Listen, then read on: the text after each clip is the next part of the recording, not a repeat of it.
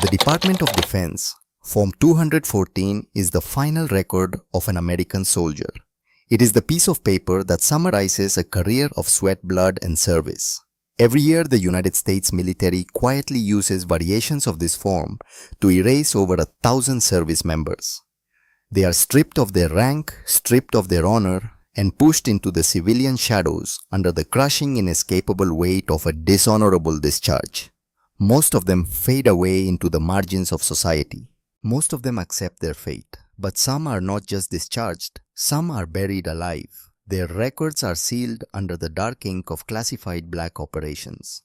Their biometric data is scrubbed from the national database. Their existence is administratively terminated.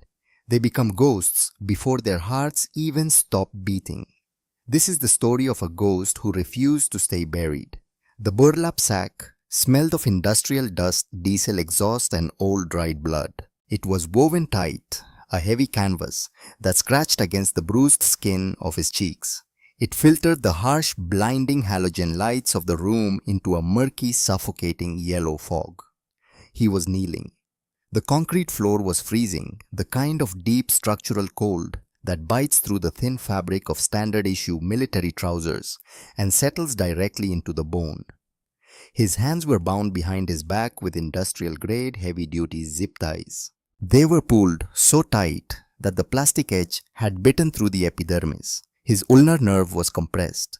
His fingers had gone entirely numb 20 minutes ago. He could not see them, but he could hear them, the men in the room. He catalogued the acoustic signatures of the space. It was cavernous, concrete walls, high ceilings, a warehouse or an underground parking structure.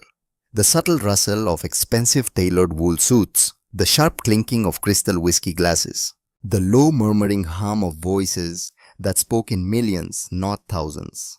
He was 22 years old. His name was Declan Vance, and he was currently being sold to the highest bidder. Lot 404. A voice echoed through the damp space. It was a smooth, detached voice, amplified by a high-end PA system.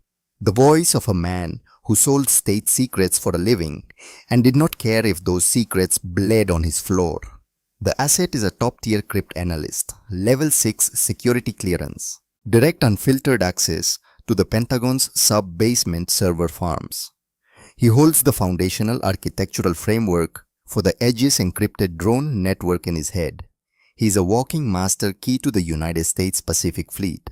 The opening bid is $1 million. Under the hood, Declan regulated his breathing. In 4 seconds, hold 4 seconds, out 4 seconds. It was a tactical grounding technique taught in SERE, survival, evasion, resistance, and escape training. Panic was a luxury he could not afford. Adrenaline would only increase his heart rate, pushing him closer to hyperventilation inside the stifling sack. The mind was his weapon, and he needed it sharp. He listened to the voices. He analyzed the accents. A hard guttural Russian inflection to his left, likely Bratva or a proxy for the GRU. A distinctively sharp Mandarin dialect to his far right Ministry of State Security contractors. This was not a military tribunal. This was not a CIA black site in Eastern Europe. This was an illegal intelligence exchange, an auction house for the global underworld operating right here on American soil. 1.5, the Russian voice called out. 2 million, the Mandarin accent countered immediately. Declan closed his eyes beneath the rough fabric. How did a prodigy of the United States Cyber Command end up kneeling on a concrete floor with a bag over his head? 48 hours ago, the world made absolute sense. 48 hours ago, Declan Vance was sitting in a climate-controlled, SCIF-sensitive compartmented information facility exactly 80 feet beneath the Pentagon. The ambient temperature was a constant 68 degrees. The low rhythmic hum of the massive server cooling units was the only music he needed. He was a savant. At 22, he possessed a mind that saw alphanumeric sequences not as data, but as physical structures. He could look at a firewall and see the load-bearing walls. He had already rewritten the encrypted communication protocols for the entire Pacific submarine fleet.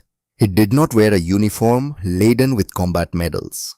wore a plain grey wool sweater, nursing a cold cup of black coffee, staring at 3 high-resolution monitors cascading with code. He was the invisible shield protecting the men on the front lines. He believed in the mission.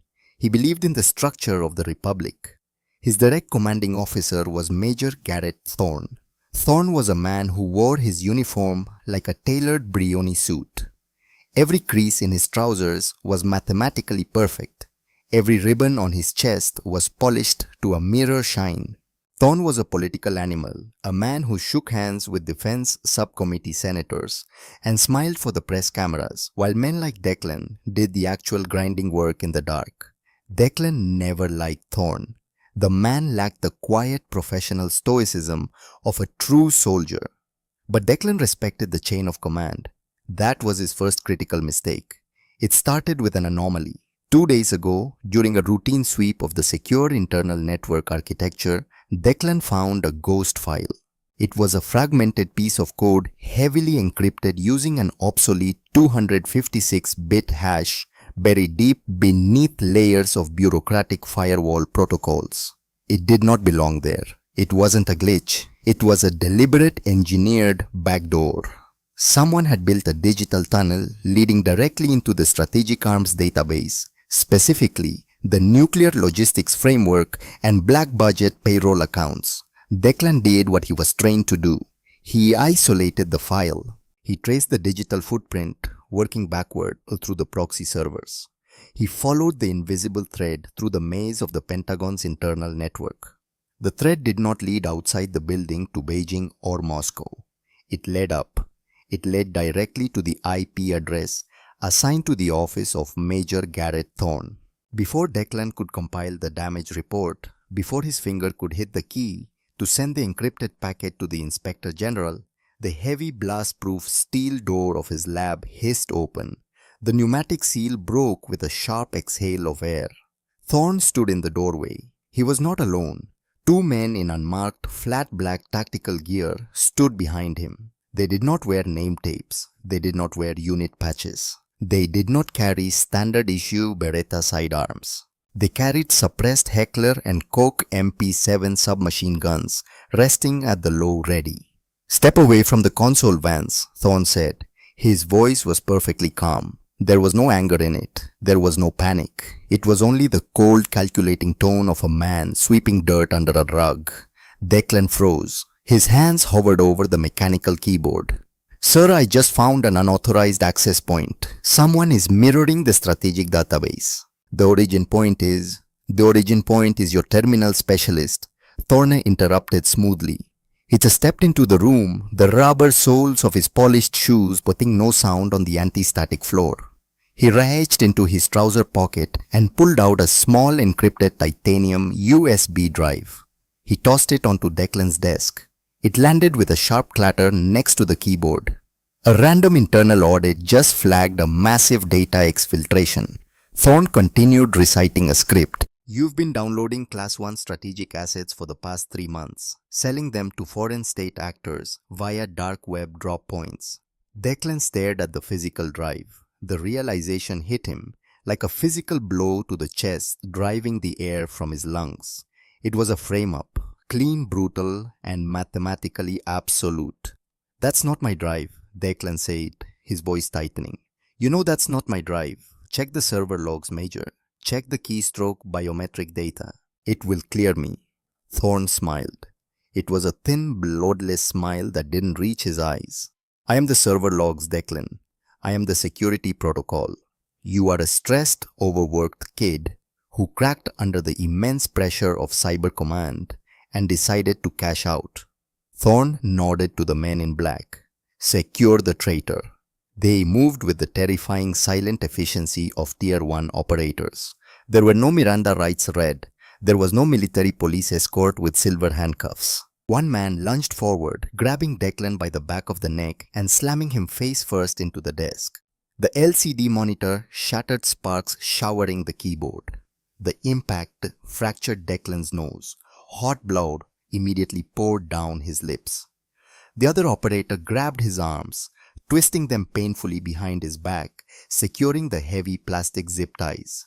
The plastic bit into his wrists, cutting off the circulation instantly. Declan fought. Adrenaline flooded his system. He kicked backward, twisting his torso, trying to break the hold. But he was an analyst, fighting professional killers. A heavy calculated strike from a tactical boot to the back of his knee sent him crashing to the floor. "You won't get away with this, Garrett," Declan gasped, tasting his own blood, glaring up at the polished shoes of his commander. "The NSA monitors everything. The internal routing logs will show the discrepancy. They'll find the money." Thorne crouched down.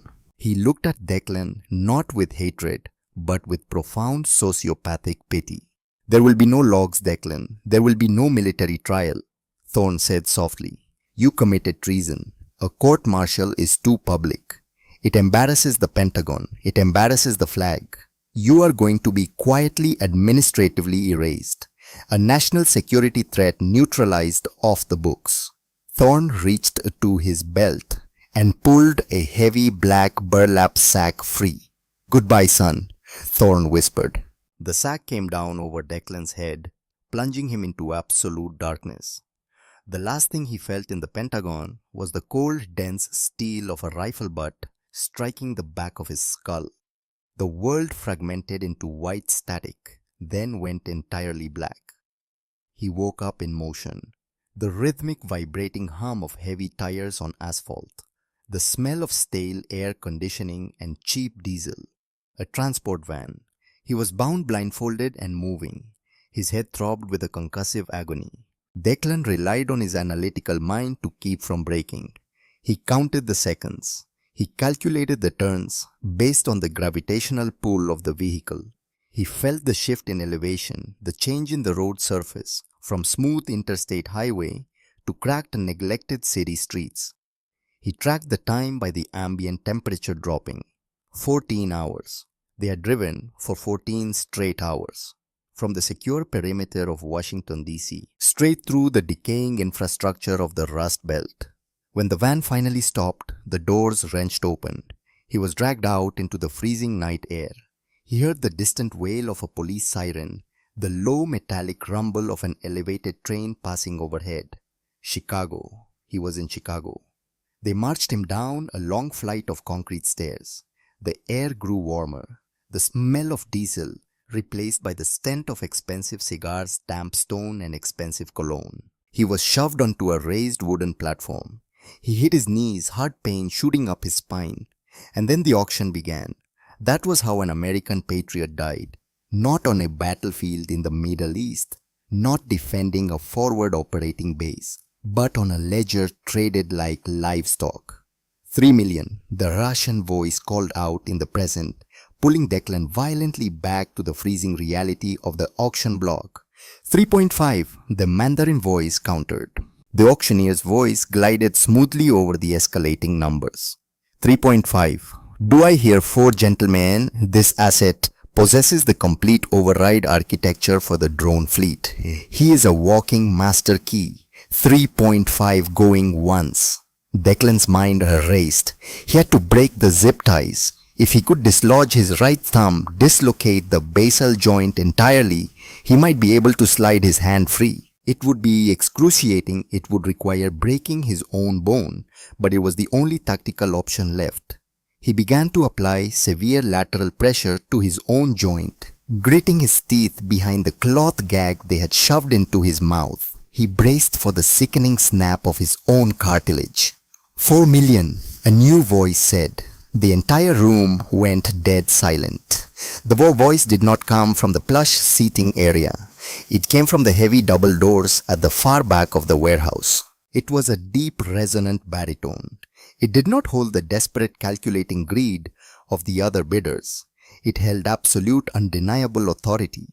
It was the sound of a steel hammer striking an iron anvil. Declan stopped moving his hands. Even through the heavy burlap, he felt the immediate physical shift in the room's atmosphere. The temperature seemed to drop 10 degrees. The sharp clinking of glasses ceased entirely. The low, confident murmurs vanished. The men in this room were dangerous, powerful figures in the global underworld. Cartel bosses, rogue state intelligence officers, arms dealers, But whoever had just spoken terrified them all. Heavy measured footsteps echoed on the concrete floor. Boot steps, tactical, deliberate, perfectly paced. The man was walking down the center aisle. $4 million. The man repeated the sound vibrating through the floorboards. The auctioneer cleared his throat. The smooth, arrogant confidence was completely gone, replaced by a slight, uncontrollable tremor in his microphone. Mr. Locke, we did not expect you tonight. Gideon Locke. Declan recognized the name instantly. It was a name buried in the deepest, most heavily classified subdirectories of the Pentagon archives. Gideon Locke was not a businessman. He was a phantom, a former Tier 1 operator, the commanding officer of an elite deniable strike force known as Obsidian. Locke had vanished off the grid a decade ago, taking his entire specialized unit with him. They became a private military corporation operating in the darkest, most violent corners of the globe. They did not fight for flags anymore. They fought for contracts, and Locke was a man who never ever lost a war. $5 million, Locke said. He was closer now. Declan could hear the slight rasp in the man's breathing, the sound of scarred lungs. I will pay $5 million, Locke stated, and the bidding is closed. It was not a request. It was a statement of absolute fact. No one spoke. No one dared to raise their paddle. A man does not outbid Gideon Locke unless he wants a suppressed sniper bullet through his bedroom window before dawn. Sold, the auctioneer said quickly, striking the wooden gavel with a frantic urgency. Sold to Mr. Locke for $5 million. The heavy footsteps resumed, stopping directly in front of the wooden platform. Declan could smell him now. It was a distinct olfactory signature. Gun oil, worn leather, and the faint metallic scent of ozone like the air right before a violent lightning strike. Cut the ties, Locke commanded. His voice was right above Declan's head. Mr. Locke's standard protocol dictates we process the financial transaction in the back room before we release the physical. I said. Locke's voice dropped an octave, vibrating with a lethal, barely suppressed violence. Cut the damn ties. A sharp tactical blade sliced cleanly through the thick plastic binding Declan's wrists.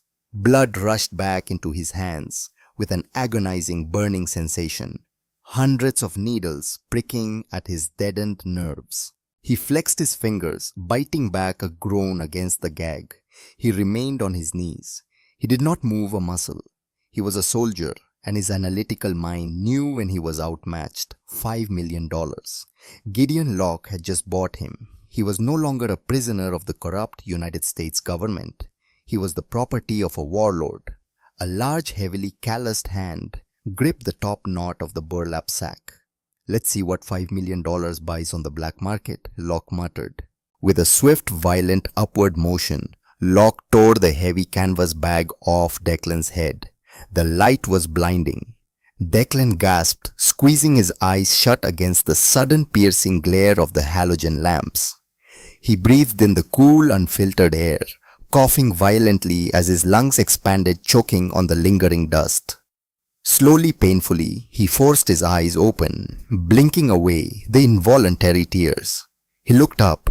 Standing over him was a man carved from granite. Gideon Locke was in his late 50s, his hair a stark iron grey, cut in a tight regulation military fade. He wore a dark tactical jacket over a black moisture-wicking shirt. His face was a roadmap of old trauma scars, cutting across his jawline, setting his face like a steel trap. His eyes were the color of a winter storm, sharp, cold, and entirely unforgiving. He held a silenced Glock 19 in his right hand, resting casually against his thigh, his finger perfectly indexed along the frame. He looked exactly like the terrifying legend the files described, a killer without a conscience. Declan braced his core. He waited for the orders. He waited for the cold transactional evaluation of his new owner, assessing his purchase. But it never came. Gideon Locke stared down at Declan's face. The harsh halogen light illuminated Declan's sharp jawline, his dark hair, and his striking, piercing grey eyes. Locke froze. The physical reaction was instantaneous and shocking. The Glock in his hand dipped slightly, the muzzle pointing toward the concrete.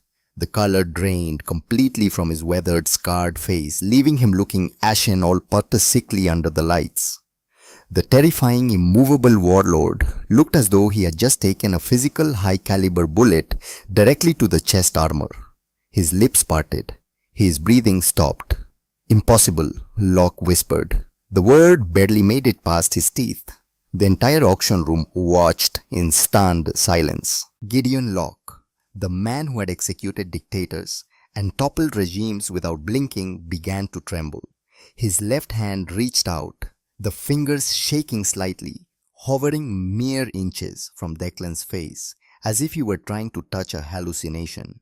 Declan stared back, utterly confused, his heart hammering against his ribs at 120 beats per minute. "What?" Declan rasped, his voice raw, throat dry and broken from the gag. "What do you want?" Locke did not answer him. His knees buckled. The heavy thud of his tactical boots hitting the concrete echoed loudly in the silent room. He knelt right in front of the boy he had just purchased. He ignored the auctioneer. He ignored the cartel bosses. He looked deep into Declan's eyes. He traced the shape of his brow. And then his eyes locked onto the faint, star-shaped burn scar on the left side of Declan's neck, right beneath the jawline. Locke's storm-gray eyes filled with something that looked terrifyingly like pure, unadulterated grief. "Marcus," Locke breathed. The name tore out of his throat, heavy with 10 years of buried agony and survivor's guilt. Declan flinched. The name struck a chord deep, deep within his buried memory. A locked titanium door in his mind rattled violently. Marcus Vance, General Marcus Vance, the hero of the Afghan campaign, the man who had been assassinated in a massive car bombing in Virginia 10 years ago. "My name is Declan," he said, his voice shaking desperately, clinging to the only reality he knew. "Declan Vance." Locke shook his head, a single harsh, violent movement. No, it's not. You have his eyes. You have his scar." Locke reached out and gripped Declan's shoulder. The grip was tight, desperate, the grip of a drowning man finding a lifeline. 10 years ago, the Pentagon told me the boy died in the blast. They told me the thermite burned so hot there was nothing left. Locke stared at the 22-year-old prodigy. He was not looking at a cryptanalyst. He was not looking at a $5 million asset. He was looking at a ghost. "You are Arthur," Locke said, his voice began to harden, the grief immediately burning away, replaced by a terrifying, righteous rage that radiated from him like heat from an engine. "You are Arthur Blackwood. You are the son of my commanding officer. And whoever put you in that bag is going to burn." The black armored Chevrolet Suburban tore through the frozen Illinois night. It did not use the main interstate highways. It moved like a phantom along the forgotten, unpaved utility roads that crisscrossed the rural Rust Belt. Its headlights were completely cut. The driver relied entirely on military-grade panoramic night vision optics mounted to his tactical helmet, navigating the treacherous icy terrain by the pale green glow of infrared light. Inside the cabin, the silence was absolute. It was not the comfortable silence of a long drive. It was the heavy, suffocating silence of a forward operating base, moments before incoming artillery strikes. Declan Vance sat in the passenger seat. The vehicle's heavy-duty tactical heater blasted dry, scorching air against his numb hands, but he could not stop shivering.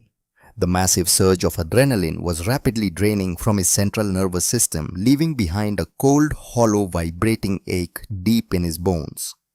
He stared down at his wrists. The skin was bruised, a sickly purple, raw and bleeding, where the industrial zip ties had cut into the flesh. He was free, but he was sitting next to the most dangerous man on the North American continent.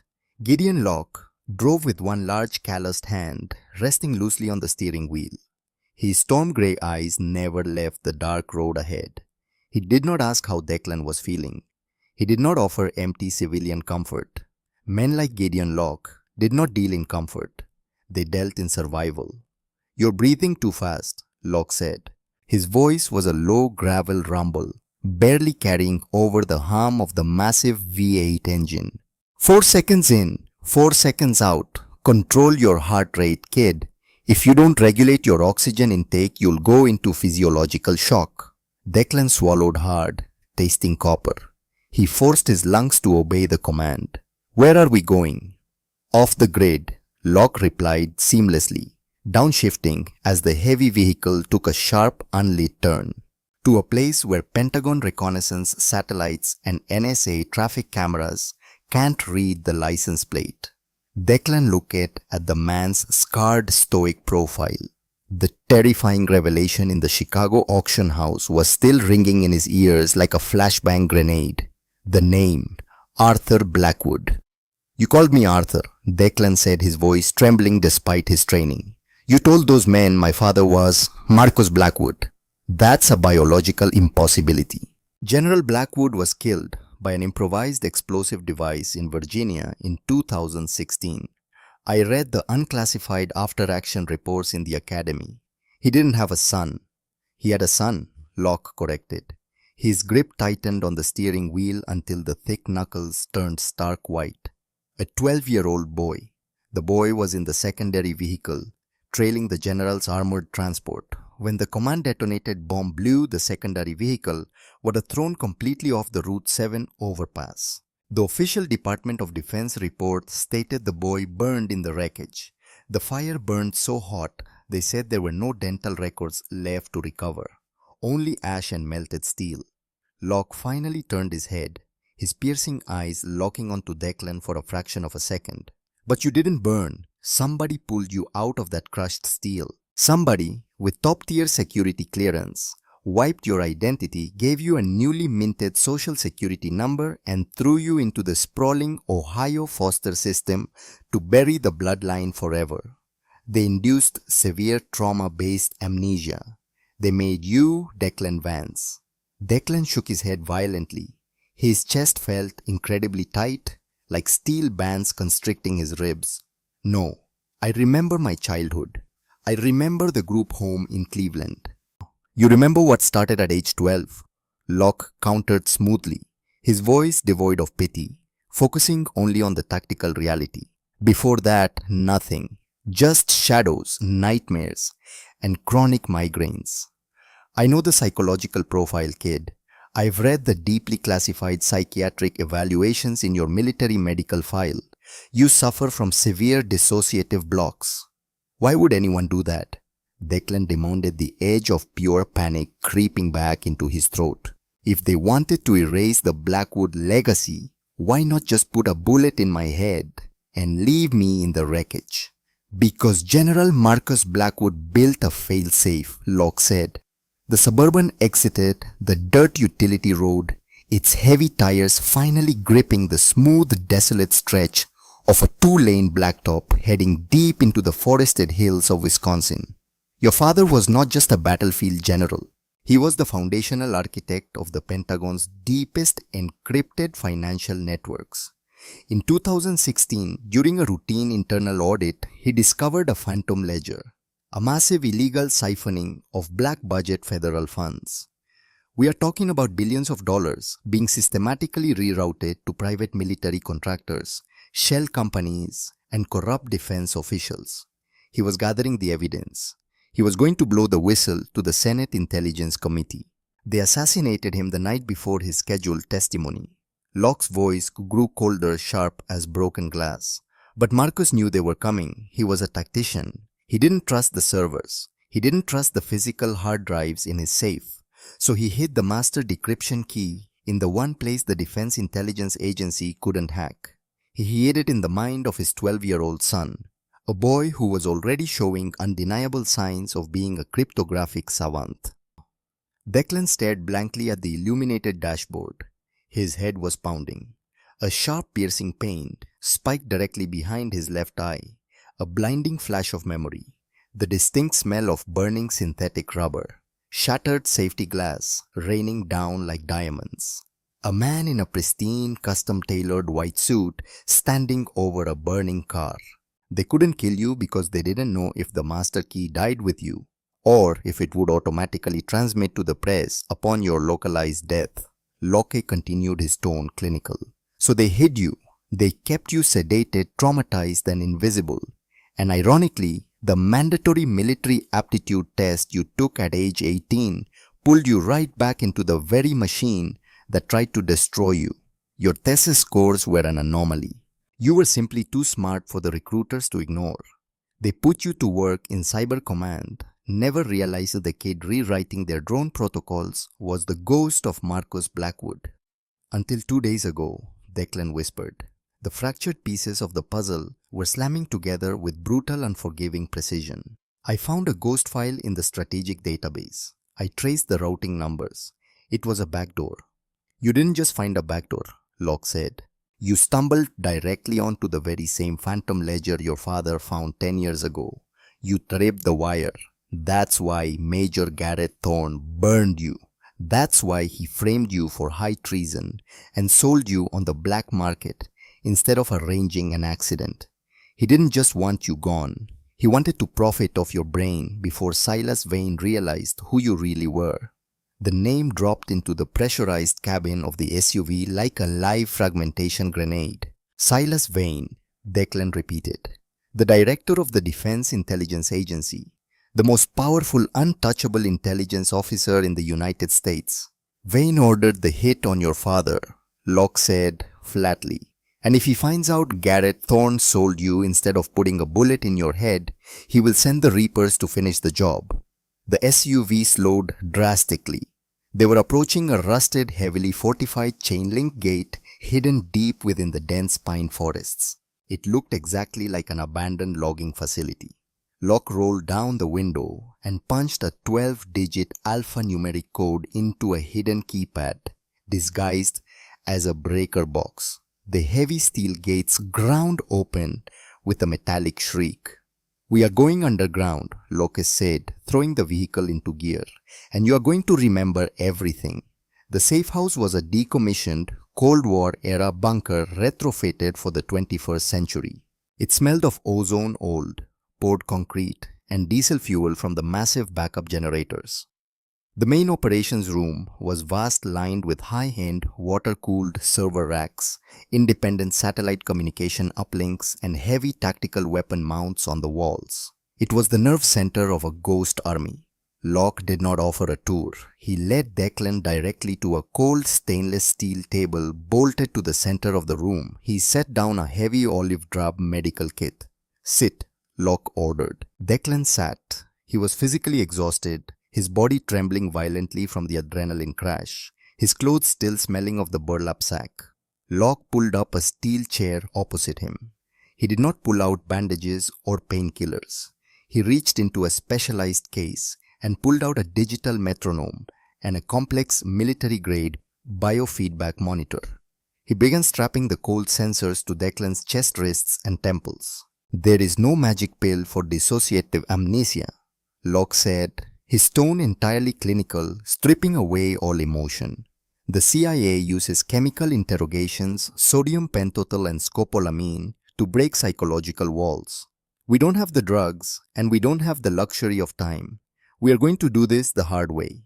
Cognitive stress induction. I am going to push your sympathetic nervous system to the absolute limit, and I am going to force you to look directly at the fire you've been running from."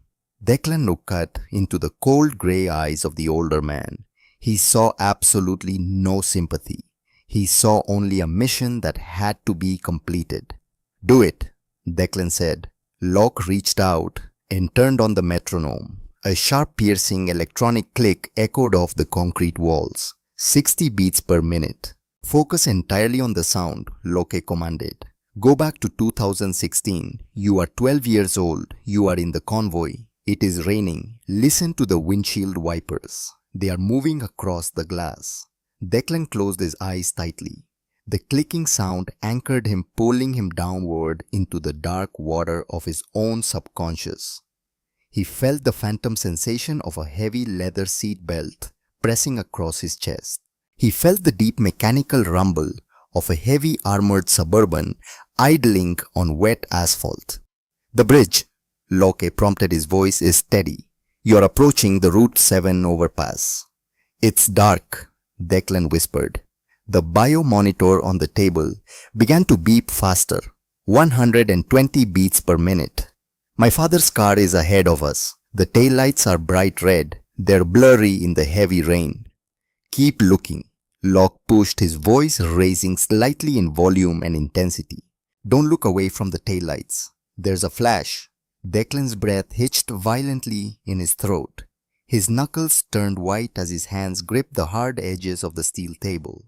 A flash of pure white light. It's so bright. The sound, it sucks the air out of my lungs. It's deafening. The shockwave hits our chassis. 150 beats per minute. The metronome clicked relentlessly, a driving rhythm of stress. What happens to your car, Arthur? Locke asked, using the true name as a psychological weapon, striking the trauma wall with a sledgehammer. What happens to you? We are falling. Declan gasped. Frigid sweat broke out across his forehead. The pain behind his left eye was blinding like an ice pick driven into his skull. We hit the concrete barrier. The safety glass is shattering. We hit the ground below. Everything is upside down. The driver is dead. It smells like copper. Blood. It smells like hot oil and blood. Who is there? Locke demanded, leaning closer. Look outside the shattered window. Who is walking toward the burning wreckage? Declan's body went completely rigid. The muscles in his neck strained. The biomonitor shrieked an urgent, high-pitched warning. 185 beats per minute. He was entering tachycardia. He was physically suffocating. The air in the concrete bunker suddenly felt like thick black smoke. He was trapped in the crushed steel of the Suburban. He saw the boots first. Expensive, flawlessly polished black leather boots walking casually through the burning, twisted debris. The man knelt beside the shattered window. He wore a pristine, custom-tailored white raincoat that repelled the blood and the ash. He held a suppressed, matte black pistol. He's looking at me. Declan choked out tears of pure physiological stress leaking from his tightly closed eyes. He has a tattoo, a serpent coiling up the left side of his neck. Silas Vane. It's Director Vane. What does your father do? Locke yelled over the shrieking sound of the rapid heart monitor. Before the blast, look inside his car. What did he tell you? The mental dam finally broke. The 10-year-old wall of psychological trauma shattered with a violent, agonizing snap. Declan's eyes flew open. He didn't see the concrete walls of the bunker. He saw his father, General Marcus Blackwood, turning back from the front seat of the armored car moments before the detonation. His face set in grim determination, shoving a heavy encrypted titanium drive into his young, trembling hands. The sequence is the Fibonacci algorithm, starting from the exact Julian date your mother died. His father's voice echoed clearly in his mind, untainted by time. Memorize the sequence, Arthur. Swallow the physical drive. Do not let them have the ledger. Declan slumped forward, his forehead hitting the cold steel table.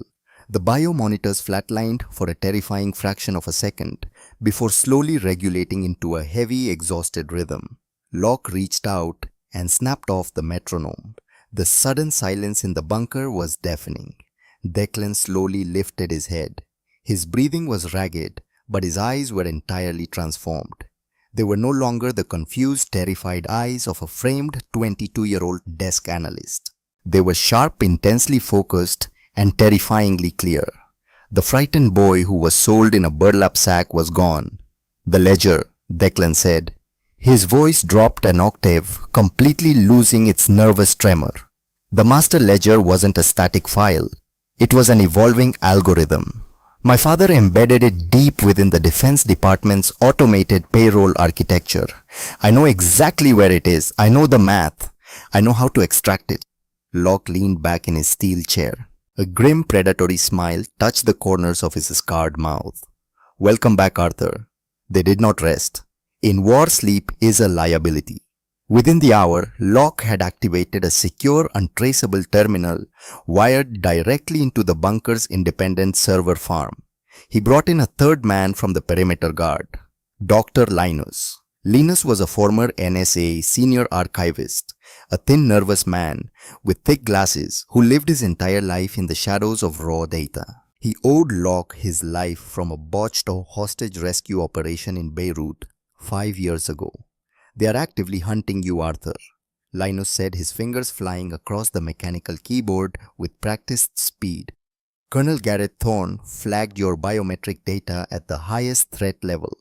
Every facial recognition camera at every airport, train station, and toll booth in the continental United States is looking for Declan Vance." "They're looking for a dead man," Arthur replied smoothly. He stood behind Linus, watching the cascading lines of hexadecimal code on the massive ultra-wide monitors. He didn't wear the grey wool sweater anymore. Locke had provided him with fitted black tactical fatigues and a ballistic vest. He looked like a soldier. He felt the cold precision of a soldier. "Bring up the offshore routing nodes from the Chicago auction house," Arthur commanded, pointing at the screen. "I want to follow the exact digital trail of the $5 million Locke paid for me." Linus adjusted his glasses and went to work. He bypassed the 3 layers of federal banking security in under 60 seconds, utilizing a ghost proxy network. The screen populated with dense banking telemetry. The funds hit a dummy corporation in the Cayman Islands. Linus reported, tracing the highlighted green lines. "Washed cleanly through 3 anonymous shell companies in Zurich. The final destination." Then Linus paused, a look of profound disgust washing over his face. "A private numbered account in Luxembourg, registered to a holding company legally owned by Major Garrett Thorne's wife." Arthur stared at the screen. The anger blooming in his chest was not a fiery, uncontrollable rage. It was cold, precise, and mathematical. "Thorne didn't just frame me to cover his tracks. He monetized my execution." "It gets significantly worse," Locke said, stepping into the glow of the monitors. He slammed a thick physical dossier onto the desk. "My intelligence assets in DC just intercepted this movement order. Major Thorne is being publicly promoted. Tomorrow afternoon. Full colonel. And he's being permanently transferred to the Pentagon's Acquisition Directorate." Arthur's eyes narrowed, his mind instantly calculating the strategic implications. Acquisitions. He's being put in charge of the primary defense budget approvals.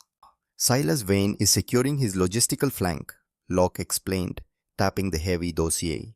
"Vane is pushing an $80 billion defense contract through the Senate Armed Services Committee next week. Project Overlord, a next-generation fully automated drone fleet. It's a phantom project. The physical drones do not exist. Vane is going to siphon the $80 billion into private accounts, and he needs Thorne sitting in acquisitions to rubber stamp the financial approvals without triggering an audit. If Vane gets his hands on that kind of capital, he becomes untouchable," Linus whispered, terrified. "He could buy a private mercenary army. He could buy half the Senate." "Then we cut the head off the snake before it strikes," Arthur said. He turned to Locke. "Where exactly is Thorne's promotion ceremony taking place?" "The River Run Military Country Club in Northern Virginia," Locke replied, pulling up a satellite map of the facility. "Extremely high security, 200 VIP guests, 4-star generals, major defense contractors, and members of the Senate Oversight Committee. It's a logistical fortress. If we try to hit him there, we'll be fighting the entire local military police apparatus." Arthur looked back at the banking data glowing on the screen. He looked at the undeniable routing numbers that proved a sworn United States officer had sold an American citizen to the black market for $5 million. "We are not going to fight them," Arthur said, his voice cold and flat. "We are going to destroy his entire life in front of everyone." The River Run Military Country Club was an immaculate, sprawling display of institutional power and prestige. The perfectly manicured green lawns rolled gently toward the banks of the Potomac River. Inside the grand ballroom, massive crystal chandeliers illuminated the crisp dress blues and chests full of medals of the military elite. Waiters in pristine white gloves served expensive champagne. A military string quartet played a soft classical sonata in the corner. Major Garrett Thorne stood at the front of the room looking like a flawless recruitment poster.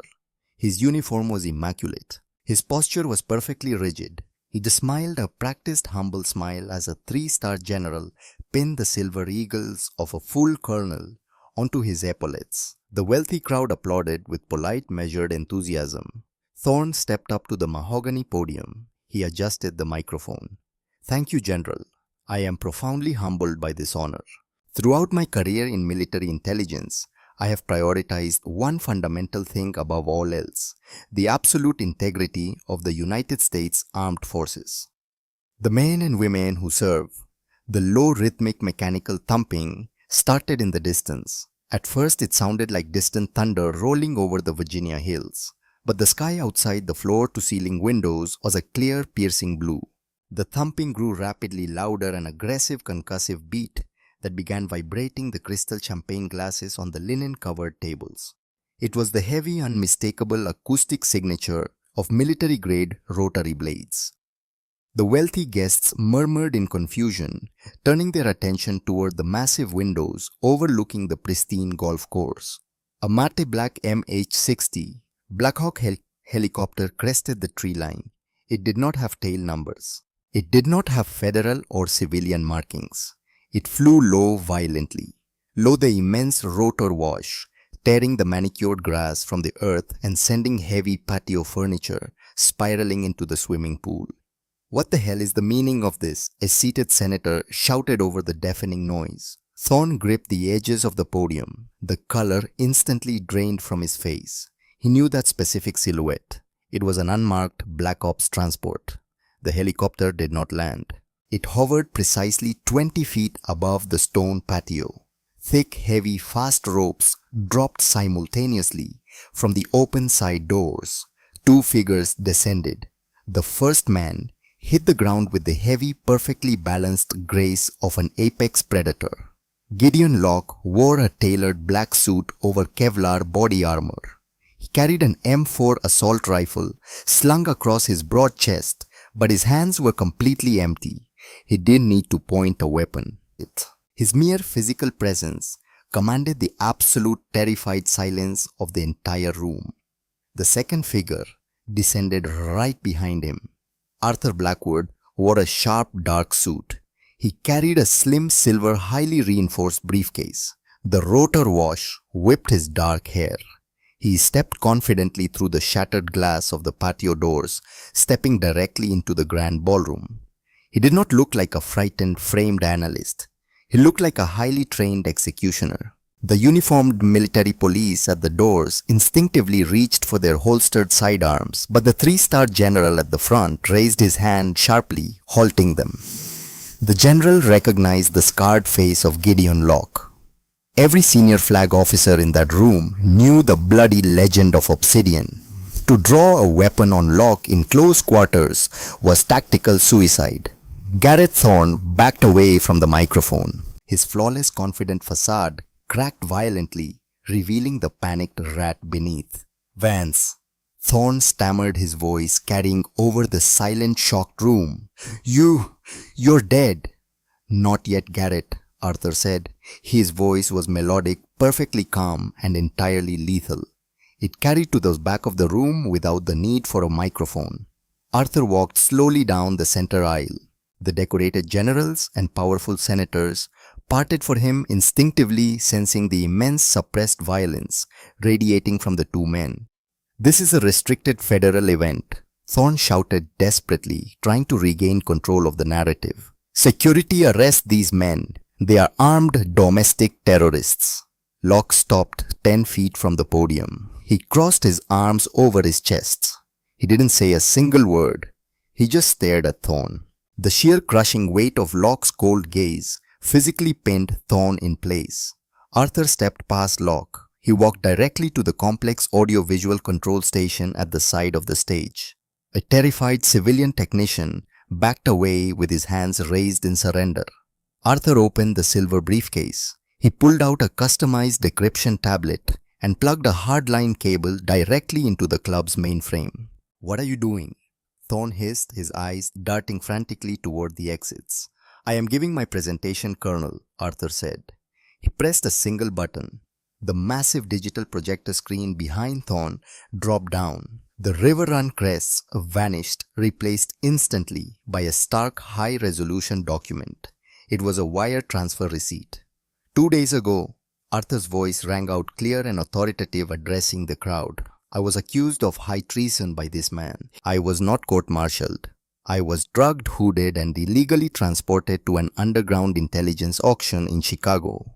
I was sold to the highest bidder for $5 million. A collective gasp ripped through the ballroom. The senators murmured in shock. The generals stiffened, their expressions hardening into stone. Lies! Thorne screamed, his voice cracking. He's a rogue analyst. He forged those documents. This is a deep fake. Arthur ignored him completely. He pressed another button. The screen shifted. It showed a highly complex web of international routing numbers. This is the unalterable blockchain ledger of the transaction. Arthur continued, his eyes locked dead onto the three-star general. The $5 million was routed through the Cayman Islands, washed through Zurich, and deposited into a blind trust in Luxembourg. A trust legally registered to the maiden name of Colonel Thorne's wife. Thorne lunged forward, desperately trying to rip the fiber optic cables from the projector, but Locke moved faster. Locke stepped effortlessly into Thorne's path, grabbing the newly minted colonel by the throat with one massive hand. He lifted Thorne 2 inches off the ground, holding him effortlessly. Thorne gagged his polished boots, kicking uselessly at the air. "Let him speak." Locke growled, his voice a low, terrifying grumble that echoed in the silent room. Arthur pulled a second file onto the massive screen. It was an email, heavily encrypted now, fully decoded and displayed for the world to see. "This is an internal communication sent directly from Colonel Thorne to the Director of the Defense Intelligence Agency, Silas Vane," Arthur announced. The mere mention of Vane's name caused a physical ripple of fear through the room. "The email confirms my unauthorized rendition. It explicitly confirms the illegal deletion of my military records. It confirms that the $5 million was a down payment to secure Thorne's silence regarding Project Overlord." The three-star general stepped forward. His face was a deep purple with righteous rage, not at Arthur, but at the man dangling pathetically from Locke's grip.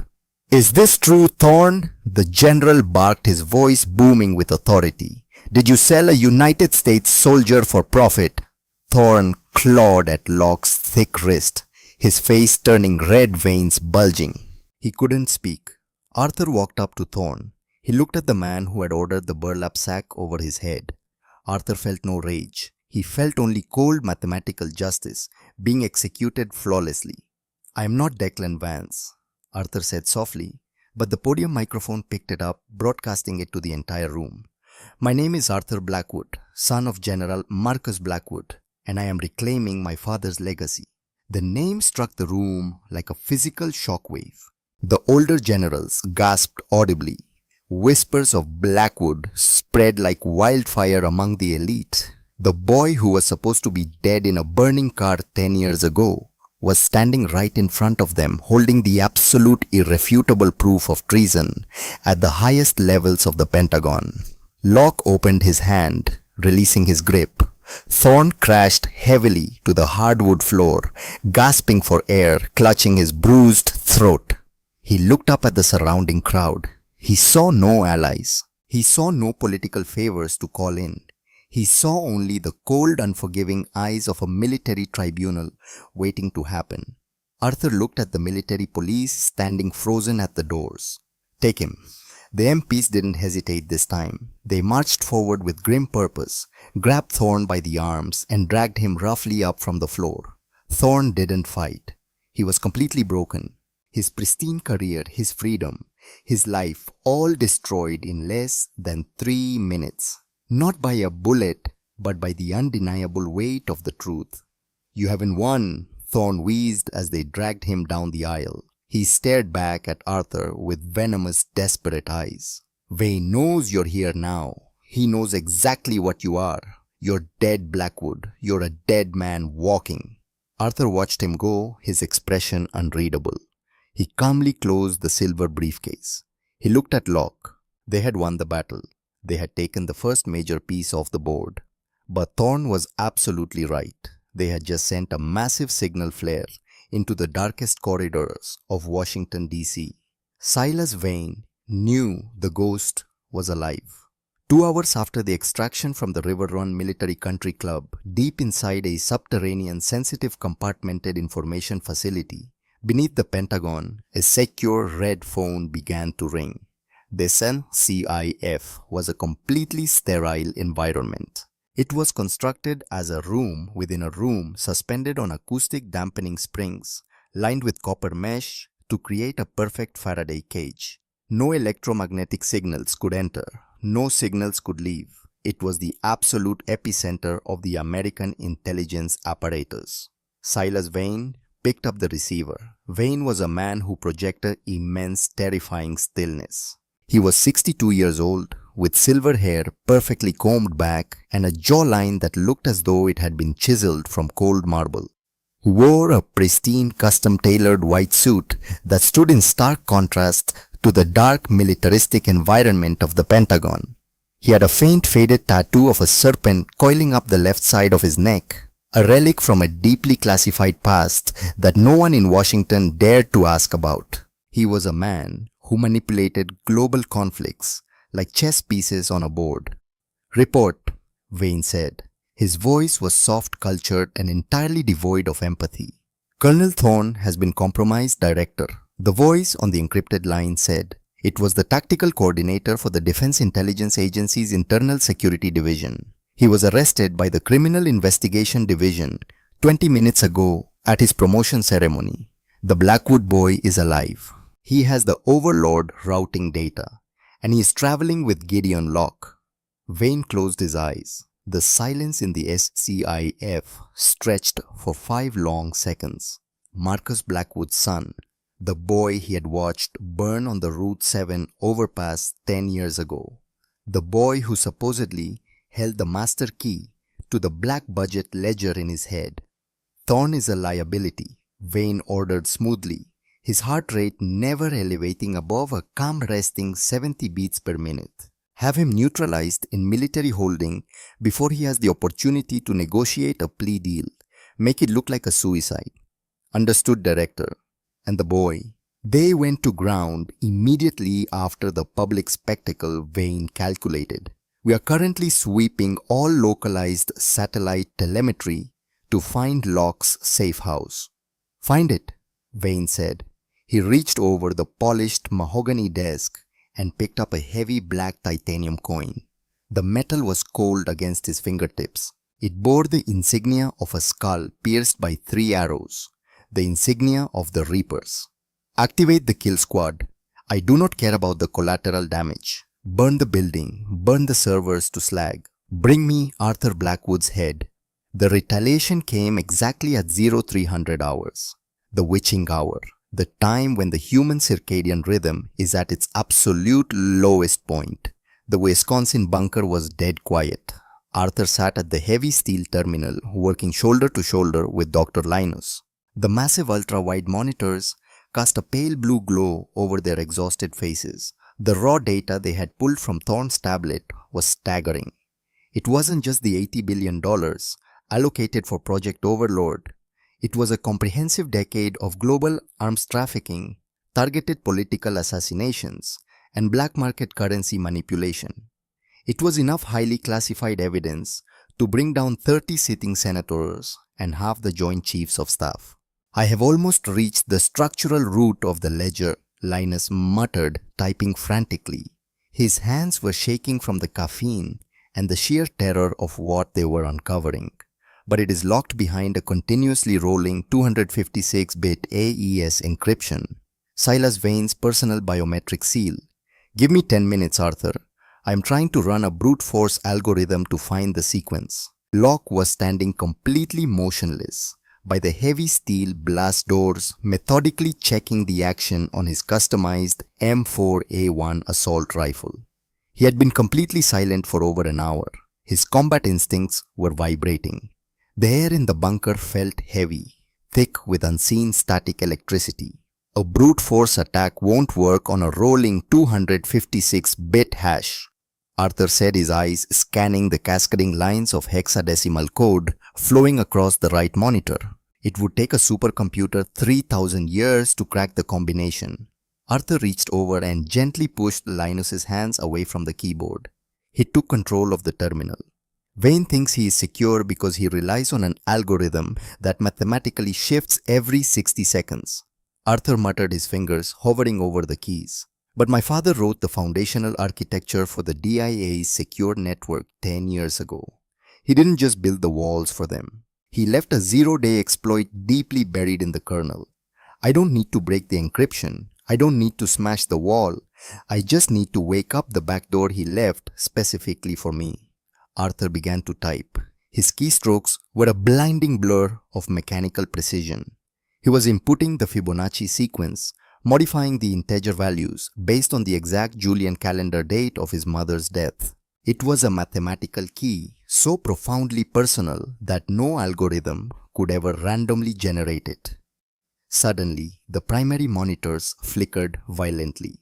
The deep ambient hum of the bunker's power grid stuttered, groaned, and then died entirely. The subterranean facility plunged into absolute suffocating darkness. A fraction of a second later, the red emergency lighting kicked on, bathing the concrete room in a bloody strobing, ominous glow. The automated perimeter alarms did not sound. The external security cameras displayed nothing but dead white static. "Electromagnetic pulse?" Arthur asked, standing up instantly from the terminal. His heart hammered in his chest, accelerating to 120 beats per minute, but his mind remained entirely cold and analytical. "Worse," Locke said. He racked the charging handle of his rifle. The metallic clack echoed loudly in the red dark. "Hardline sever. They manually cut the buried fiber optic cables." They bypassed the early warning sensors. They are already inside the outer perimeter. "Who?" Linus panicked, frantically grabbing the physical titanium hard drive from the console and clutching it to his chest. "The Reapers," Locke growled, stepping into a tactical crouch behind a reinforced concrete pillar. The Reapers were the absolute elite of the shadow world. They were former Tier 1 operators Delta DevGru, CIA Special Activities Division, who had been quietly excommunicated from the United States military for excessive violence and war crimes. Silas Wayne had recruited them into a private, highly deniable death squad. They did not take prisoners. They did not negotiate. They moved like ghosts, and they killed with cold, mechanical precision. A heavy muffled thump reverberated through the reinforced ceiling above them. C4 breaching charges. Locke identified the sound instantly. "Linus, get the drive and get to the extraction tunnel. Arthur, stay directly behind me. If I drop you, take my sidearm and you do not stop running until you cross the Canadian border." "I am not running," Arthur said. He moved to the tactical table and pulled a heavy Glock 19 Gen 5 from its Kydex holster. He smoothly chambered a 9mm round. He had never killed a man in his life, but the paralyzing fear was gone. The trauma of the burlap sack had been burned away. He was General Marcus Blackwood's son. The primary steel blast doors at the front of the bunker did not simply open. They were blown violently inward. The massive explosion shattered the concrete frame, filling the operations room with thick, choking, pulverized grey dust. The shockwave knocked Arthur back against the server racks. Through the swirling smoke, the red laser sights of suppressed Heckler and Koch submachine guns sliced through the darkness like a web of deadly spider silk. The Reapers poured into the room. There were 12 of them. They were dressed in full black ballistic armor, their faces obscured by quad-tube panoramic night vision goggles. They moved in perfect lethal synchronization, fanning out to establish overlapping fields of fire. Locke opened fire first. The bright muzzle flash of his M4 illuminated the thick smoke. He fired in controlled 3-round bursts. 2 Reapers dropped instantly, their ceramic body armor failing against Locke's armor-piercing 5.56mm rounds. But the surviving operators did not flinch. They did not shout. They simply returned fire, unleashing a deadly hail of subsonic bullets that shredded the expensive server racks, shattered the ultra-wide monitors, and sent a torrential shower of sparks cascading across the concrete floor. Arthur dove behind a heavy concrete support pillar. High-velocity bullets chipped the stone mere inches from his face, spraying him with razor-sharp shrapnel. He leaned out from cover, extending the Glock with a firm two-handed grip. He sighted on a dark mass moving through the strobe lights and fired 3 rapid shots. He hit a Reaper in the shoulder, the impact spinning the heavy man around and dropping him to one knee. Flank right suppressing fire. A distorted synthesized voice barked through the smoke. They were brutally professional. They were overwhelming the room with superior numbers and flawless tactical movement. Locke was pinned down behind a ruined server rack, returning fire in measured bursts to conserve ammunition, but he was rapidly being surrounded. Linus moved to the grate, Arthur yelled over the deafening roar of the firefight. Dr. Linus clutched the titanium hard drive tightly to his chest. He scrambled desperately toward the heavy steel grate that covered the emergency escape tunnel at the back of the bunker. He was a civilian. He was terrified, moving clumsily, his breathing ragged. A solid red laser dot danced across the concrete floor. It swept upward and settled perfectly on the center of Linus's back. "Get down!" Arthur screamed. The suppressed yet sounded like a harsh metallic cough. Linus froze mid-step. The hard drive slipped from his trembling hands, clattering loudly onto the concrete floor. A dark expanding patch of arterial blood bloomed across the back of his grey button-down shirt. He collapsed forward, silently hitting the floor with a heavy thud. "Linus!" Arthur shouted. He broke cover. He did not think about the overlapping fields of fire. He sprinted across the open space, dropping and sliding on his knees to reach the fallen archivist. Linus was gasping, his eyes wide with profound shock. Bright frothy blood bubbled at the corner of his mouth. It was a catastrophic lung shot, fatal within minutes. Arthur grabbed the hard drive from the floor. He looked back at Locke. Locke was bleeding from a deep graze wound on his cheek. He was pinned down by 3 separate laser sights. The Reapers were advancing steadily, tightening the net, preparing to execute the final breach and clear maneuver. "Go!" Locke roared over the gunfire, slamming a fresh magazine into his rifle. "Take the drive and get in the tunnel. That is a direct order, soldier." Arthur looked at the scarred veteran who had bought him out of slavery, the man who had saved his life.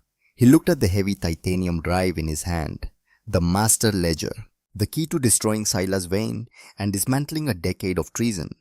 If Arthur stayed to fight, he died. If he died, Vane won. The $80 billion would vanish into the black accounts. The phantom drone fleet would be funded. The corruption of the entire American Republic would be cemented in absolute secrecy. Arthur gritted his teeth. The tactical retreat was the only viable option. He grabbed the heavy iron handle of the escape grate, hauling it open with a surge of adrenaline. He looked back one last time. Locke was standing up from cover, firing his rifle from the shoulder, holding the line, a solitary defiant warrior, standing against the dark. Arthur dropped into the tunnel. The darkness immediately swallowed him. He was entirely alone again. He was bleeding from the concrete shrapnel. He had lost his archivist. He had lost his protector. He was Arthur Blackwood, and he was currently being hunted by the most powerful, ruthless men in the world. But as he ran blindly through the damp, pitch-black utility tunnel, gripping the hard drive so tightly, his knuckles ached. He did not feel despair. He felt the cold, calculating precision of a master crypt analyst who had just found the final devastating piece of the puzzle. Silas Vane had sent an army of killers to murder a ghost. But Vane did not realize the ghost possessed the launch codes to his entire empire. The hunt was over. The war had just begun. The escape tunnel smelled of oxidized iron mold and damp earth. Arthur ran. His lungs burned intensely, drawing in the stale, freezing subterranean air in sharp, jagged gasps. He did not look back. He could not look back. Behind him, the muffled, rhythmic concussions of close-quarters gunfire echoed through the concrete walls, growing fainter with every desperate step. Gideon Locke was back there, holding the choke point against the dozen elite killers. Locke was buying time with his own blood. Time for the drive to escape. Time for the truth to see the light of day. The tunnel sloped sharply upward, terminating at a rusted steel maintenance ladder. Arthur climbed his quadriceps and shoulders, screaming in physical protest.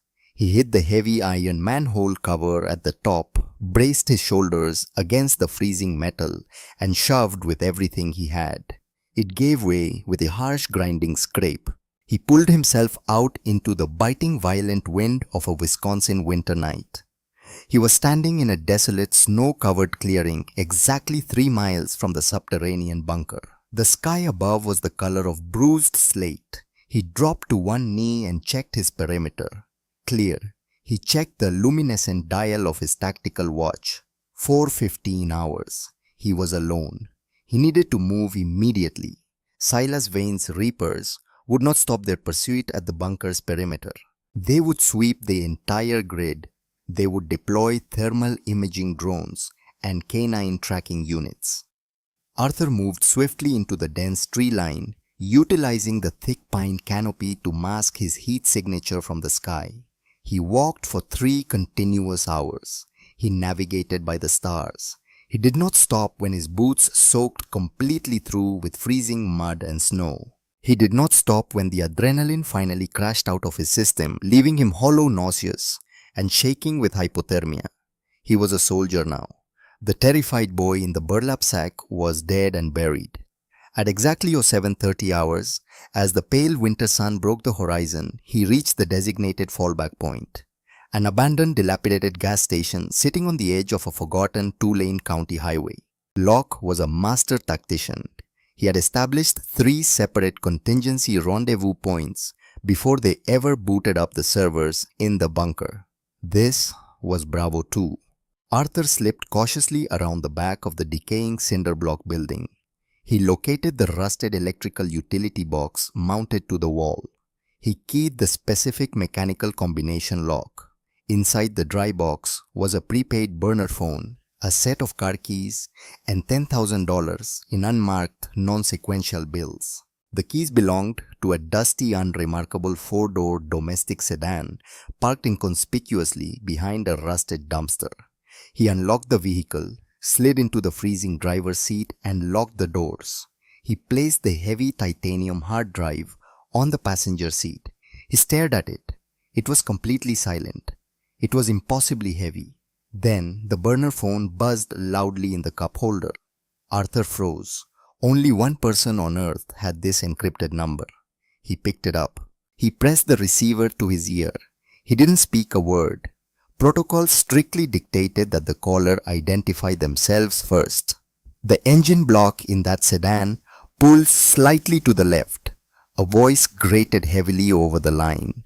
It was thick with pain, punctuated by a wet, heavy cough. "Don't take it above 80 miles an hour or the transmission will slip." Arthur closed his eyes. The tight, agonizing knot of grief in his chest loosened a fraction. "Gideon." "I explicitly told you not to stop running, kid," Locke said. The sound of a howling wind whipped through the receiver. "The bunker is gone.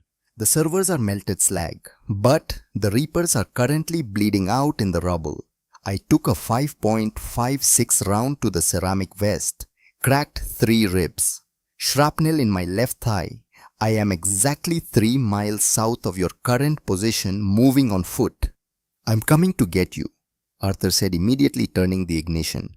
The engine roared to life. "Negative," Locke barked with absolute authority. "You have the primary package. You maintain strict operational security." "I am not leaving my commander behind," Arthur said. His voice was absolute iron. "Give me your GPS coordinates." There was a long tense silence on the encrypted line. Then a low rasping chuckle. "You sound exactly like your old man. State Highway 9. Mile marker 42, hurry up." 10 minutes later, the sedan skidded to a halt on the gravel shoulder of the empty highway. Gideon Locke emerged slowly from the dense tree line. He looked like a man who had literally walked through hell. His black tactical gear was shredded. His face was covered in thick soot and dried blood. He moved with a heavy, pronounced limp, clutching his left side tightly to stabilize his broken ribs. But his storm grey eyes were as sharp, aware, and lethal as ever. He opened the passenger door, shoved the titanium hard drive into the center console, and collapsed heavily into the seat. "Drive!" Locke grunted, pulling a pressure dressing from his tactical vest and pressing it against his bleeding thigh. Arthur hit the gas. The sedan surged forward, heading east, toward the rising sun, toward Washington, D.C. "Linus," Locke asked, his voice tight as he applied immense pressure to his wounds. "Dead," Arthur said. He kept his eyes locked firmly on the road. He didn't let the grief show on his face. Grief was a civilian luxury. "He took a subsonic round to the thoracic spine before I dropped into the tunnel." Locke nodded slowly. He didn't offer empty condolences. He died serving the Republic. He knew the absolute risks. "Do you have the drive?" Arthur tapped the center console. "It's physically secure, but it's locked behind Wayne's personal biometric seal. We need a high-powered terminal to run the decryption sequence, and we need to execute it before 0900 hours tomorrow." Locke looked at his blood-stained tactical watch. "Tomorrow is Tuesday. The Senate Armed Services Committee meets at 900. Silas Wayne is testifying live on the C-SPAN national broadcast. He is personally presenting Project Overlord to the committee for final budgetary approval. $80 billion, Arthur said, gripping the steering wheel. If he gets that Senate approval, the money legally moves into his black accounts. He becomes a fully funded shadow government. The corrupt system becomes completely untraceable. "Then we don't let him get the approval," Locke said. He leaned his head back against the headrest, his breathing shallow but remarkably steady. "We take the ghost of General Marcus Blackwood directly to Capitol Hill." The grueling drive to Washington took 14 hours. They swapped stolen license plates 3 separate times in empty parking lots. They paid exclusively in cash for fuel. They completely avoided the main interstate highways, sticking to the secondary state routes to evade license plate readers. While Arthur drove, Locke methodically patched his wounds. He was a machine repairing his own damaged chassis so he could continue the mission. At midnight, they crossed the Potomac River. The brilliantly illuminated dome of the United States Capitol building glowed against the dark, overcast sky. It looked pristine. It looked clean. But Arthur knew the deep systemic rot that festered beneath the white marble. They bypassed the heavily monitored city center, heading south to an industrial sector in Alexandria. Locke directed Arthur to a nondescript corrugated steel warehouse. It was an old obsidian stash house, clean, secure off the grid, and fully equipped with high-end hardware. Inside, Arthur didn't wait to rest. He moved straight to the heavy steel workstation in the corner of the room. He booted up the offline air-gapped servers. He plugged the titanium drive into the primary data port. The main screen flashed a bright warning red. "Access denied. Biometric key required." Arthur cracked his knuckles. He was 22 years old. He had been a victim of the system. He had been a prisoner. He had been a commodity sold in a burlap sack. But sitting in front of a mechanical keyboard, he was a god of the digital realm. Wayne thinks he's secure because he utilizes a continuously rolling 256-bit algorithm. Arthur muttered, his eyes scanning the cascading lines of hexadecimal code flowing across the screen. "But my father wrote the foundational architecture for the DIA's network 10 years ago. He didn't just build the defensive walls. He left a zero-day exploit deeply buried in the kernel. I don't need to break the encryption. I just need to wake up the backdoor he left for me." For 3 continuous hours, the warehouse was dead silent, save for the frantic rhythmic tapping of the mechanical keyboard. Arthur didn't blink. He didn't drink water. He was entirely in the zone. He was navigating a highly lethal digital minefield, systematically disarming logic tripwires that would have triggered a total irreversible data wipe. He was operating on pure, unfiltered focus. At exactly 0430 hours, the screen froze. The red warning label vanished. A progress bar appeared. Decrypting 99%, 100%. The screen flashed a brilliant green. The master ledger opened. Arthur stopped typing. He stared at the monitor. The sheer terrifying scale of the data was staggering. It wasn't just a simple spreadsheet. It was a comprehensive, undeniable map of global corruption. Decades of stolen federal funds, anonymous shell companies in Geneva, massive real estate holdings in Dubai, and right in the center of the directory, a single folder marked Operation Ironclad. Arthur opened the folder. His breath caught sharply in his throat. "Gideon," Arthur whispered.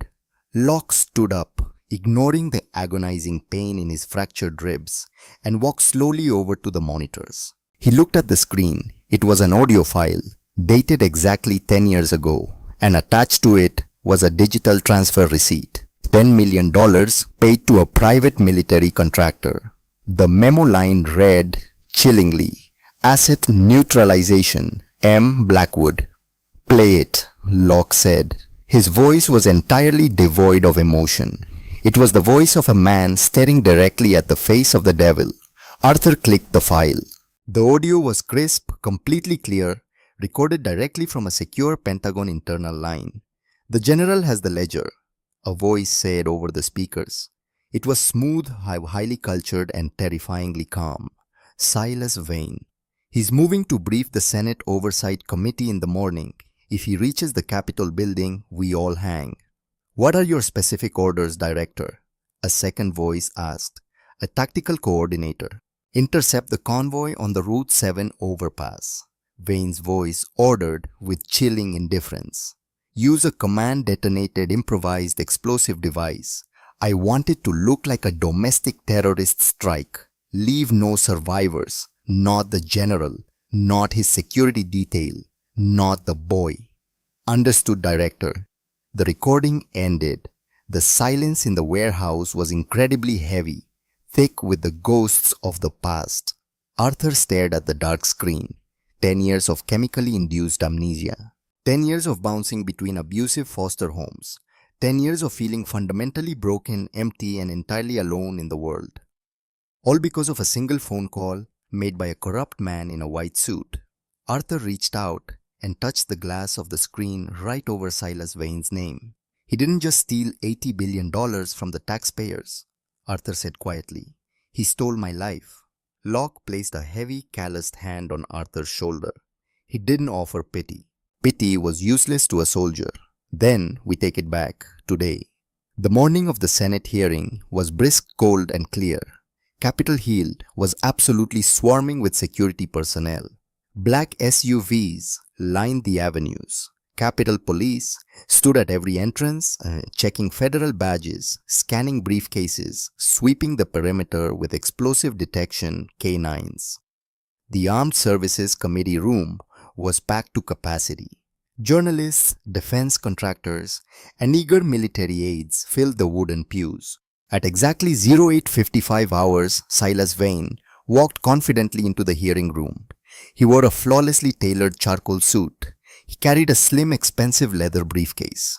He radiated absolute authority, total control, and sheer impunity. He shook hands warmly with the ranking senators. He smiled graciously for the flashing press cameras. He sat at the polished witness table, adjusting the microphone perfectly in front of him. He looked exactly like an American patriot. He looked like the man who kept the nation safe while the citizens slept. 2 floors below the hearing room, in the subterranean utility corridors of the Capitol building, Gideon Locke quietly neutralized a roving security guard. He didn't kill the man. He stepped silently out from the shadows, clamped a gloved hand firmly over the guard's mouth, and applied precise pressure to the carotid artery. The guard went limp in exactly 5 seconds. Locke lowered him gently to the floor and dragged him out of sight into a utility closet. "Corridor is clear," Locke whispered into his tactical throat mic. Arthur moved swiftly out from the stairwell. He wore a crisp dark suit. He carried a specialized, ruggedized Panasonic Toughbook in a black satchel. He looked like any other junior Senate aide rushing to a meeting. He walked with purpose, not rushing, not hesitating. He bypassed the outer security checkpoints, using a level 8 obsidian clearance badge. Locke had kept active through a phantom proxy server flawlessly cloned onto an RFID card he coded in the warehouse. They reached the central audiovisual junction box. This was the vulnerable nervous system of the Capitol's internal broadcast network. Every microphone, every security camera, every presentation monitor in the building ran through these highly secure fiber optic lines. Arthur knelt in front of the locked junction box. He didn't use noisy explosives.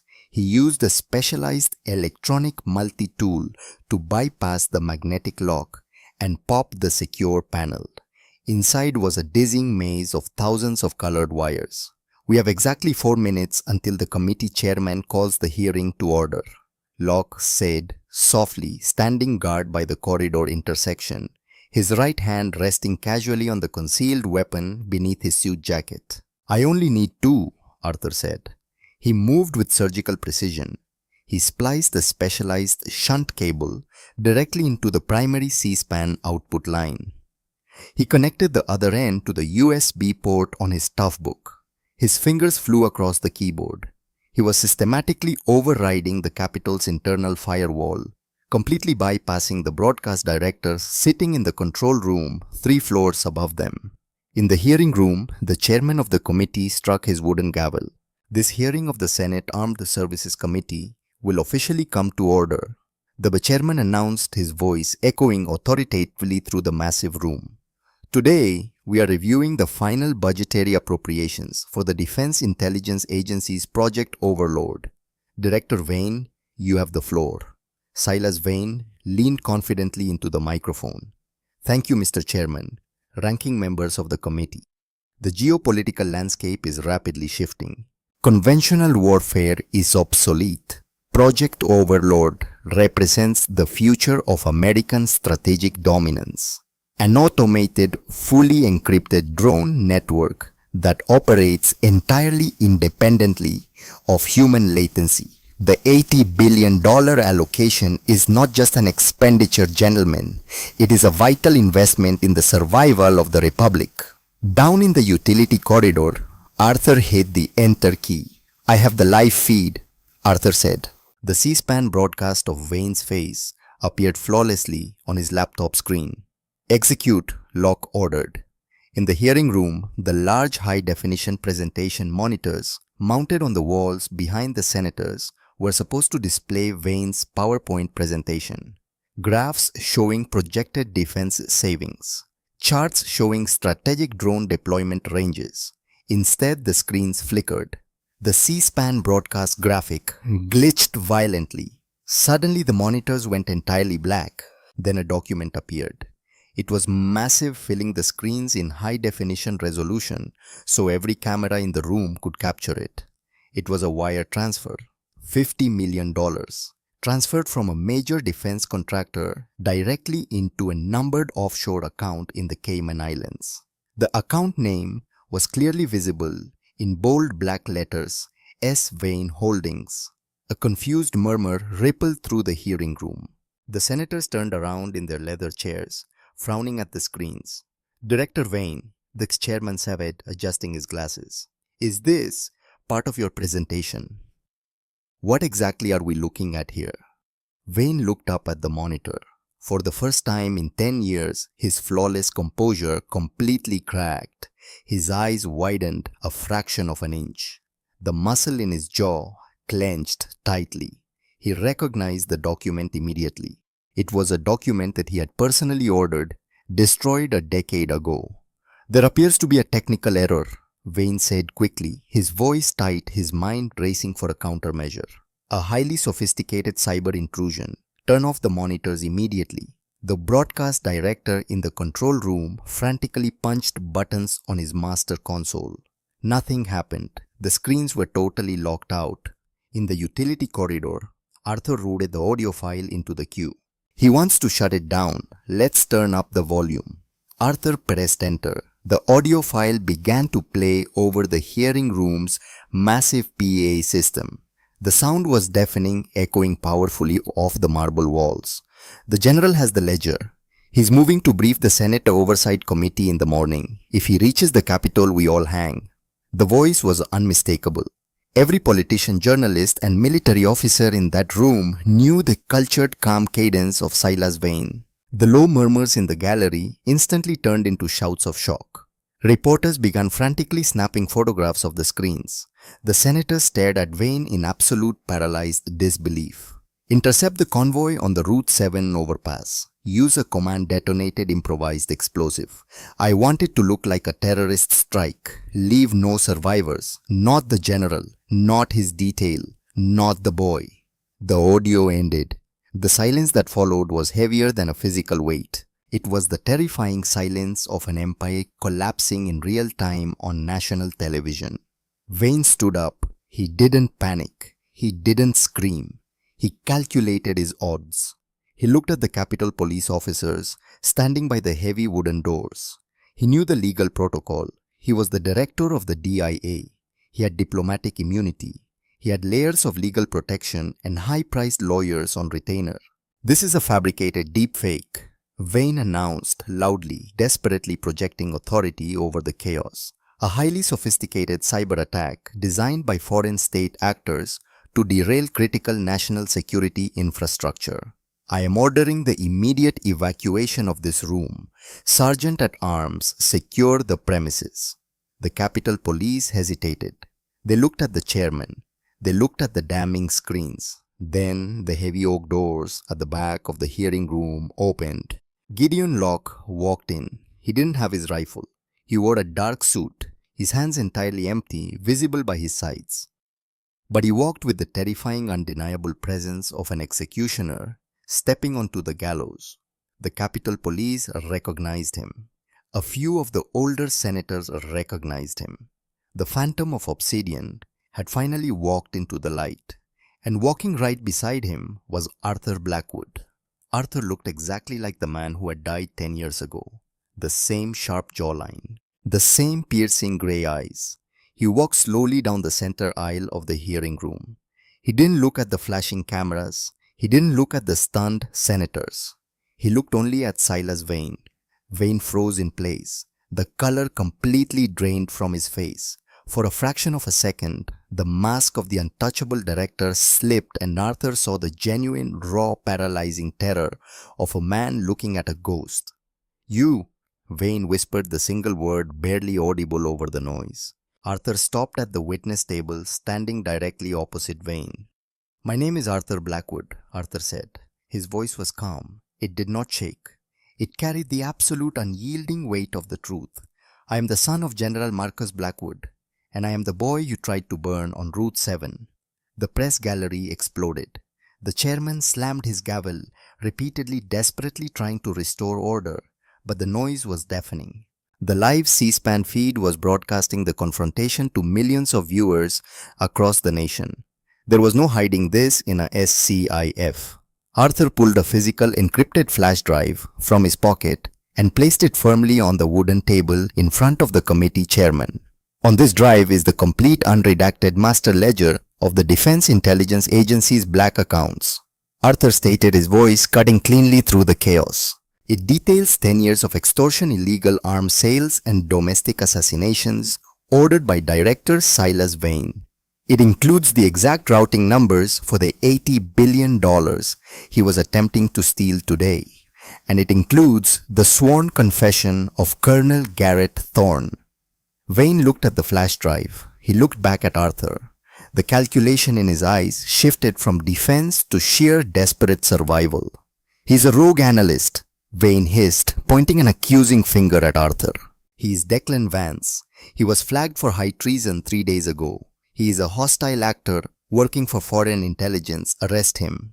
Arthur didn't flinch. He leaned forward, resting his hands on the witness table, looking directly into Vane's eyes, getting close enough to see the sweat forming on the director's brow. "You put a burlap sack over my head, Silas," Arthur said quietly, the words meant only for Vane to hear beneath the roar of the room. "You thought you could sell me in the dark. You forgot that my father taught me how to read the shadows." The chairman of the committee stood up slowly. He looked at the undeniable evidence, glowing on the monitors. He looked at the face of Marcus Blackwood's son. He looked at Silas Vane. "Director Vane," the chairman said, his voice trembling with a potent mix of rage and disbelief. You are relieved of your command, effective immediately. He turned to the Capitol Police standing at the doors. Arrest him. Charge him with high treason, corruption, and the murder of a United States general. The officers moved forward. They didn't hesitate this time. They grabbed Wayne firmly by the arms. Wayne didn't struggle. He smoothed the lapels of his pristine white suit. He looked at Arthur with cold, venomous hatred. You think this changes anything, boy? The system is built on men exactly like me. You cut off my head, another will grow to take its place. Maybe, Arthur said, standing tall, his posture perfect. But your head is the one rolling today. They put the steel handcuffs on Silas Wayne. The metal ratcheted shut with a loud final click. They marched him out of the hearing room, past the flashing cameras, past the shocked, terrified whispers of the political elite. The empire of dirt had been washed away by a single unbreakable stream of code. Arthur watched him go. He felt a heavy hand on his shoulder. He turned. Gideon Locke was standing beside him. Locke didn't smile. He didn't celebrate. He just offered a single sharp nod of absolute unwavering respect. The mission was accomplished. The ghost was finally at peace. 6 months later, the wind sweeping across Arlington National Cemetery was crisp and bitterly cold. The endless rows of perfectly aligned white marble headstones stood in silent formation, a stark testament to the true cost of freedom. The sky above was a brilliant, cloudless blue. Arthur Blackwood walked slowly down the manicured asphalt path. He was not wearing a grey wool sweater. He was not wearing a burlap sack. He was wearing the crisp, immaculate dress blues of a United States Army captain. On his chest rested the Defense Distinguished Service Medal. The military had not erased him. They had absorbed him. The irrefutable truth of his identity, the sheer undeniable genius of his cryptographic capabilities, and the monumental service he had done by exposing Wayne's syndicate had earned him a full presidential pardon and a direct commission. He was no longer a ghost hiding in the basement. He was the tip of the spear in the newly formed Cyber Defense Command. He stopped in front of a grave in Section 60. The white marble was perfectly clean. General Marcus Blackwood, father, leader, patriot. Arthur stood at attention. He didn't cry. The tears had been shed 10 years ago on a burning overpass. The anger had been spent in the Wisconsin bunker. Now there was only purpose. The federal trial of Silas Wayne was ongoing, but the outcome was a mathematical certainty. Wayne would spend the rest of his natural life in a supermax facility in Florence, Colorado. Colonel Garrett Thorne had accepted a plea deal trading his testimony for 30 years in Fort Leavenworth. The $80 billion of Project Overlord had been frozen, seized, and returned to the Treasury. More importantly, the Senate had overwhelmingly passed the Blackwood Security Act, completely restructuring the oversight protocols for the Pentagon's black budget. The deep shadows had finally been illuminated. Footsteps crunched on the gravel path behind him. Arthur didn't turn around. He recognized the heavy, deliberate tread. Gideon Locke stepped up beside him. Locke wore a dark, heavy trench coat. He looked older, tired, his face bearing fresh scars from the bunker, but the lethal edge in his storm grey eyes remained intact. He looked down at the grave of his former commander. "He would be incredibly proud of you, Arthur," Locke said quietly. "He built a weapon to destroy the rot, and the weapon worked perfectly." Arthur looked at the man who had bought him for $5 million. The man who had given him back his name and his life. "I couldn't have done it without Obsidian," Arthur said. "Without you." "Obsidian is a blunt instrument," Locke replied, pulling his collar up against the biting wind. "We break down physical doors. We stop physical bullets. But wars aren't won with bullets anymore, kid. They're won with ones and zeros. They're won by the men who control the code." Locke turned to face Arthur. He reached into his coat pocket and pulled out a heavy black titanium coin, the insignia of Obsidian. He held it out. "My war is over, Arthur. I'm officially retiring the unit, but if the Republic ever needs a door kicked in, you know how to reach me." Arthur took the coin. The metal was cold and heavy in his palm. He looked at Locke. "Where will you go?"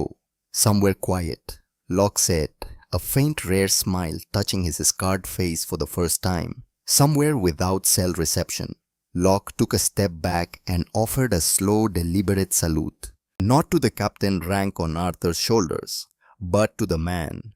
Arthur returned the salute, crisp, sharp, and absolute.